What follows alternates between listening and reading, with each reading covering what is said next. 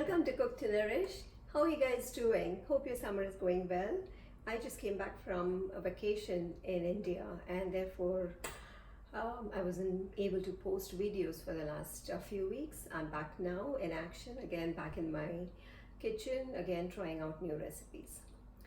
Alright, so today's recipe is that of cassava rotis. Now I have posted a couple other cassava rotis recipe, and both of those involve kneading the dough and then rolling them out. Now this one is really easy because you don't have to do either. You don't have to knead the dough, or you have to roll it out. What you need to do is actually, it's just a batter method, so it's like a pancake. So it's really easy to make these rotis, and these are not, the texture is not like the typical roti. If you really want the roti that resembles a typical Indian roti or paratha, then I would recommend that you do the other two, follow the other two, either of those two recipes that I've posted before. But for this one, it's really a quick and easy way. What you do is mix the flours together, create the batter, and then just pour it in the pan, and like a pancake, and then flip it over and cook on both the sides, and that's it. It's really easy. And these also, although the texture is not exactly identical to that of a roti, these are great to go with any Indian curry. I cook a lot of Indian curries, and this is a good way to this pairs very well with those curries, and sopping up those gravies, and giving you a vehicle to kind of eat those curries with. These are also great just accompanied with coconut cilantro chutney, and I sometimes do that for breakfast. I'll make these crepes, as I like to call it, more like crepes than rotis, and I just make a cilantro and coconut chutney instantly, and then I eat these with that. So you can do. Now, a couple things about this recipe is that it's best when you make it instantly and use it for a particular meal.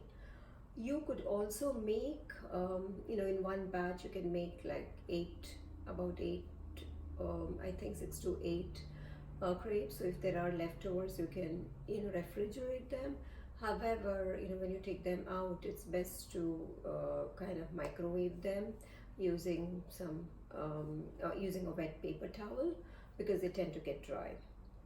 And the other thing is the batter itself. If you don't want to make the crepes in advance and keep, what you can do is you can keep the batter, reserve the batter. I think that's a better option, because as it is, these cook very fast. So if you have extra batter left, just keep that in the refrigerator. I think it'll stay okay for about 4 to 5 days, not longer. And then you bring the batter out and keep it out at room temperature for at least an hour or 30 minutes at least, and then again try to cook the batter in the same way that I'm going to show you now. The batter might turn a little thick, so you can add a little warm water to again make it the consistency that I'm going to show you now. Okay, alright, so let's get started. Alright, so first I add about half a cup of cassava flour.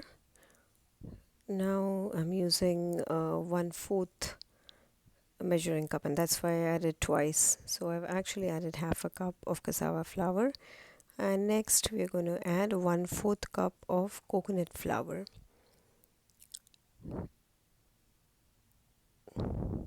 And the third thing we need is arrowroot flour or arrowroot starch. So I'm going to add about 2 tablespoons of arrowroot flour, and that's 1 tablespoon, and I'm going to add 1 more tablespoon. I just find that this proportion of flours gives me like the best kind of crepe. And also going to add about a 1/4 teaspoon of sea salt. Next, I'm going to add 2 tablespoons of coconut milk. Now, this actually makes the crepes or the rotis really rich. If you want, you can, exclude the coconut milk and just use water instead also. Now I'm going to first start by adding 3/4 cup of water. So I added 3/4 cup of water to this, and we're going to add more water later on, but adding 3/4 cup in the beginning makes it easier to, stir and mix and kind of break all the lumps. So I just like to add the water in portions. Now I'm also going to show you how the batter can vary in thickness, and that even you can use like a really thick batter and make these rotis, but the texture will be slightly different. So I really I'm just adding 2 tablespoons of water now, but actually I will end up adding about half a cup more water total, in addition to the 3/4 cups that I added in the beginning. And I just like to do it in portions because it makes it easier to mix. Now I'm going to add rest of the water, so that it's now I've added a total of 1/4 cup extra. 3/4 cup before and 1/4 cup more. So I've added a total of 1 cup of water to this mixture so far. See, it's still very thick. As you can see, you can actually even make rotis or crepes using this thick mixture, and I have made with those, but they are really thick and it's hard to spread the batter. So what I like to do is I like to add a little more water, and that's about 1/4 cup more water. So that's what I'm going to do now, adding about 1/4 cup more water, and that makes it like it'll still be thick, mind you, it'll still be thick. It's not very loose batter, and as I'll show you when I spread the batter, you can see that it's really thick still. So to make the crepes, I heat a stainless steel pan and add coconut oil to it. Add about a tablespoon of coconut oil. Even if you use a non-stick pan, I recommend you grease the pan. So now this is the batter. See, as you can see, it's really thick, and you spread it. Pour like a one large ladleful, and then spread it using the ladle. See how I'm just kind of spreading it. Even if it breaks, that's okay. Just kind of patch it up and keep spreading it. The heat is on medium heat right now, so make sure it's not very high. And then just kind of finish spreading and make it about like 1/2 inch thick, and then cover it. I like to cover it and let it cook, because in that way we can make sure that the crepes are cooked all the way through. So now these were cooking for about 2.5 minutes, and I'm going to flip them and see how they are like nice and crispy on one side. Now I'm going to cook them for about another couple minutes on this side, and they are done. Now I just want to show you once again how to spread the batter, so I'm going to show you one more. So grease the pan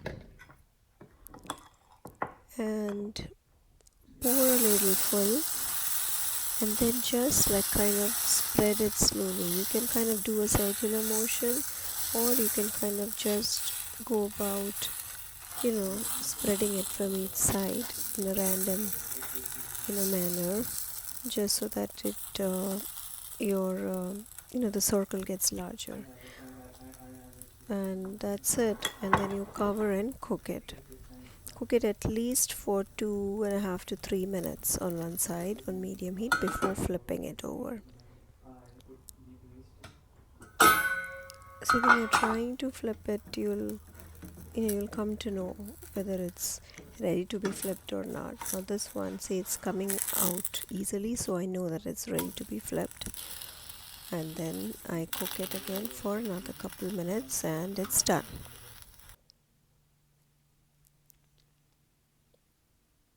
Here you go.